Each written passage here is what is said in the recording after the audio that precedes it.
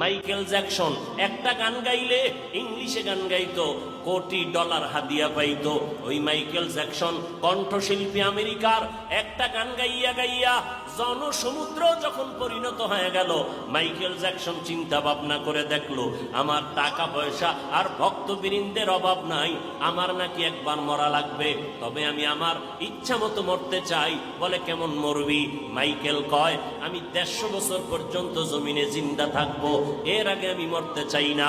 150 বছর পর্যন্ত বেঁচে থাকার জন্য মাইকেল জ্যাকসন যত ব্যবস্থা নেওয়া দরকার নিল।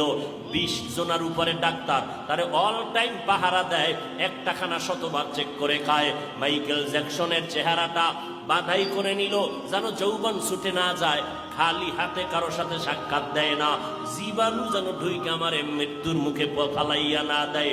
এই মাইকেল এত কিছু ব্যবস্থাপনা করলো, 150 বছরের আগে সে মরবে না।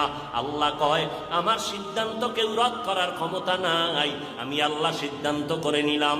এই মাইকেল 150 বছরের বাঁচার তাগিদ দিয়া এবার প্রস্তুতি নিয়ে চলতেছে, সিকিউরিটি গার্ড নিয়ে চলতেছে, শরীরের মধ্যে কোনো বাতাস কোনো ধুলাবালু লাগায় না, কমপ্লিট স্যুট নিয়ে বাংলা দুনিয়ার জমিনে চললো। আল্লাহর কুদরত, একদিন হঠাৎ করে মাইকেলের মাথা একটু ব্যথা ব্যথা ভাব, 20 জনের উপরে ডাক্তার অল টাইম তারে চিকিৎসা দেয়, কোনো রোগ যেন ভেতরে ঢুকতে না পারে। হঠাৎ করে বিছানায় শুইয়া ঘুম পড়লো, একটু আরাম করতেছে, তখন তার বয়স মাত্র 50-এর কোঠা পেরিয়ে যাচ্ছে।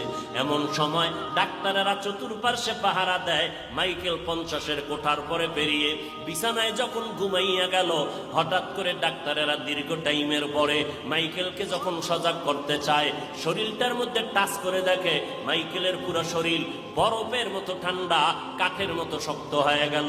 ডাক্তারেরা চিৎকার দিয়া কয় মাইকেল আর জমিনের মধ্যে জিন্দা নাই, আমরা অনুভব করলাম না মাইকেলের জীবনটা কখন চলে গেল।